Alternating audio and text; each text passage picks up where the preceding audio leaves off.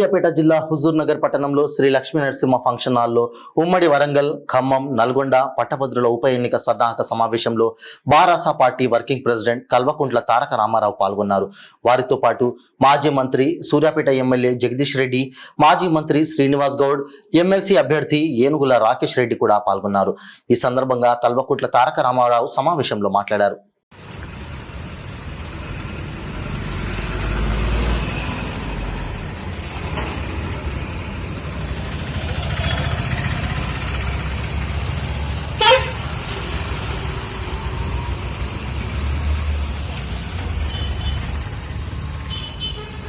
లేకపోవచ్చు కానీ గుండె నిండా ధైర్యం ఉన్న వారు ఉన్నారు. పోయింది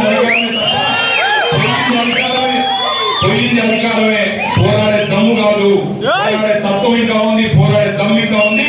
తప్పకుండా ఉత్తమ్ కుమార్ రెడ్డి అయినా ఇంకెవరైనా వాళ్ళని తప్పకుండా ఎదుర్కొంటాం, మీకు అండగా నిలబడతాం. ఇక్కడ పోయిన చెత్త గురించి పట్టించుకోకండి. మీరు కేవలం గ్రామాన ఇక్కడికి వచ్చిన మా గ్రాడ్యుయేట్ మిత్రులను కూడా నేను కోరుతాను, దయచేసి సమయం ఎక్కువ లేదు, 4 రోజులు మాత్రమే. ఈ 4 రోజుల్లో మీతో ప్రార్థన, మీ క్లాస్మేట్స్ చెప్పండి, మీ బంధువులకు చెప్పండి, మీ ఫ్రెండ్స్ కి అందరికి ఇన్ఫార్మ్ చేయండి. దయచేసి ఒక గోల్డ్ మెడలిస్ట్, ఒక మంచి వాయిస్ ఉన్న నాయకుడు మీ ముందు ఇప్పుడు 15 నిమిషాలు మాట్లాడినా ఒక్క పొల్లు మాట మాట్లాడిన నాయకుడు, మీ గౌరవాన్ని పెంచే విధంగా ఉండే నాయకుడు, ఆయన గెలిస్తే మీ గౌరవాన్ని హుజూర్ నగర్ లో కాదు మొత్తం ఈ 3 జిల్లాల్లో పెంచే నాయకుడు రాకేష్ రెడ్డి గారికి ఓటు వేసి దయచేసి ఆశీర్వదించండి కోరుతూ, తిరిగి రానున్న రోజుల్లో హుజూర్ నగర్ లో స్థానిక సంస్థల ఎన్నికల్లో ఇంకా ఇతర ఎన్నికల్లో కూడా పార్టీ బాధ్యత తీసుకుంటుంది. మీ అందరికి అండగా నిలబడతాం. మీ అందరూ కూడా ధైర్యంగా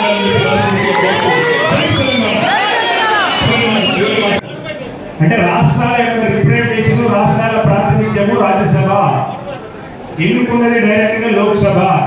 ఒక పార్టీకి 543 మెజార్టీ సీట్లు వస్తే 5 సంవత్సరాల ఎన్నికలు ఎందుకు? ఒక్క ప్రశ్న అడగడు. కృష్ణా రివర్ మేనేజ్మెంట్ బోర్డుకి నాగార్జున సాగర్ ప్రాజెక్ట్ ని కట్టబెడితే ఒక్క ప్రశ్న అడిగిందా? ప్రశ్నించే గొంతు అడగడు. ఎందుకంటే ఇవాళ ఉండాల్సింది ప్రభుత్వానికి బాకా ఊదేటోళ్ళు కాదు, శాసన మండలిలో ఇవాళ ఉండాల్సింది ప్రభుత్వానికి బాకా ఊదేటోళ్ళు కాదు, ప్రభుత్వం బాజా బజాయించి గల్లాబట్టి ఏమైంది నా తెలంగాణ అని చెప్పి అడిగేటోళ్ళు కావాలి. దయచేసి అందుకే నేను మిమ్మల్ని కోరేది, 2 లక్షల ఉద్యోగాల గురించి కానీ, పోటీ పరీక్షలు పెడతామన్నారు, ప్రవేశ రుసుము ఉండదు, ఎంట్రన్స్ ఫీజు లేదన్నారు. కానీ ఏమైంది జరిగింది? కేసీఆర్ ఉన్నప్పుడు టెట్ ఫీజు 400, ఇవాళ రేవంత్ రెడ్డి వచ్చినాక టెట్ ఫీజు ఎంత? 2000. తల్లి లేడీస్ వెయ్యి పెట్టలేదు, 2000. నేనేమంటున్నా, ప్రవేశ పరీక్ష ఫీజే పెట్టా అన్నాడు 400 2000 చేస్తాడు. 2 లక్షల ఉద్యోగాల వైపు నుంచేమో జర్నలిజం ముసుగులో ఒక blackmailer, cheater, criminal record ఉన్నవాడు అవతల వైపు ఉన్నాడు. ఎట్లాంటి వాళ్ళు పట్టభద్రులకు ప్రాతినిధిగా రేపు అక్కడ అడుగు పెట్టాలి, ఎట్లాంటి వాళ్ళకు మనం పట్టం కట్టాలి ఆలోచించండి. హుజూర్ నగర్ లో నాకు తెలుసు మా నాయకులు వేదిక మీద ఉన్నారు, కోరుకుంటున్నారు. ఇక్కడ ఉన్న ఒక నాయకుని, ఒక అనామకుడిని తీసుకొచ్చి జగదీష్ అన్న, కేసీఆర్ గారు కలిసి ఎమ్మెల్యే చేసింది. ఒక అనామకుడు ఆయన తీసుకొచ్చి ఇలా వదిలిపెట్టిపోయినాడు, పార్టీని వదిలిపెట్టిపోయినాడు. నేను వేదిక మీద కూర్చున్న నాయకులందరికీ ఒకటే విజ్ఞప్తి చేస్తా ఉన్నాను, చెత్త పోయింది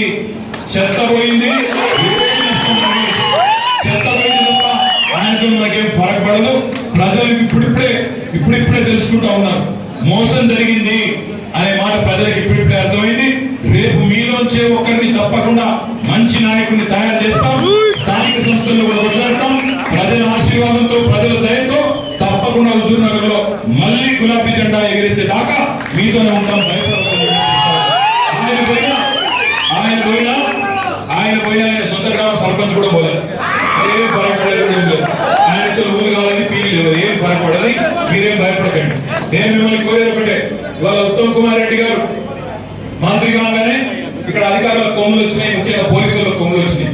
కొమ్ములు వచ్చి ఇవాళ మా వాళ్ళని తీసుకొని పోయి బలవంతంగా SC/ST కేసులు పెట్టడం, ఇష్టం వచ్చినట్టు ఉత్తమ్ కుమార్ రెడ్డి గారి ఇంట్లో గుమాస్తా లాగా, ఇంట్లో బంట్రోతు లాగా పోలీసు వాళ్ళు పూర్తి స్థాయిలో ఆయనకు దాసులై పనిచేస్తా ఉన్నారు.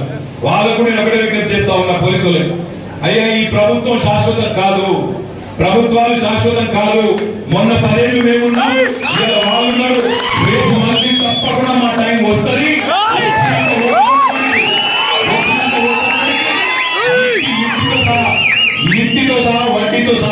తిరిగి చెల్లిస్తాం, ఒళ్ళు దగ్గర పెట్టుకోండి అని చెప్పి నేను విజ్ఞప్తి చేస్తాం. ఎందుకంటే ఇక్కడ ఉన్న వాళ్ళలో 2 లక్షల ఉద్యోగాలు ఉన్నావు. ఆ 30,000 ఉద్యోగాలు కేసీఆర్ గారి ప్రభుత్వం ఉన్నప్పుడు ఇచ్చిన ఉద్యోగాలు తప్ప రేవంత్ రెడ్డి ఇచ్చిన ఉద్యోగాలు కావు.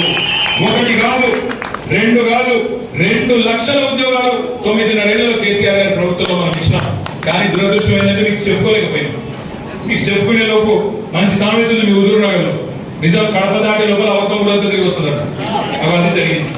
కేసీఆర్ గారు 2 లక్షల ఉద్యోగాలు ఇచ్చినా 2 ఉద్యోగాలు కూడా లేదు. ఆయన ఇంట్లో 4 ఉద్యోగాలు ఇచ్చుకున్నాడు. ఈ సొల్లు మొత్తం యూట్యూబ్ లో ఇని కన్ఫ్యూజ్ అయిపోయింది. కేసీఆర్ గారు మొత్తం భారతదేశంలోనే అత్యధిక జీతాలు ప్రభుత్వ ఉద్యోగులకు ఇస్తే అది మర్చిపోయినాం. కేంద్ర ప్రభుత్వ ఉద్యోగుల కంటే ఎక్కువ జీతం ఇచ్చిన విషయం మర్చిపోయినాం. 73% జీతాలు ఇచ్చిన విషయం మర్చిపోయినాం. కానీ మొదటి తారీఖు రాదు, జీతం రాలేదు అన్నది ఒకటే పట్టుకున్నాం. ఎందుకు అట్లా ఎక్కించినారు? స్లో పాయిజన్ లాగా యూట్యూబ్ లో సోషల్ మీడియాలో ఎక్కించి ఇంకేదో ఉంది అవతల పెట్టి ఇంకేదో గొప్ప విషయం ఉంది. కేసీఆర్ ఇచ్చే 10,000 కాదు 15,000 వస్తుందంట. కేసీఆర్ ఇచ్చే 2,000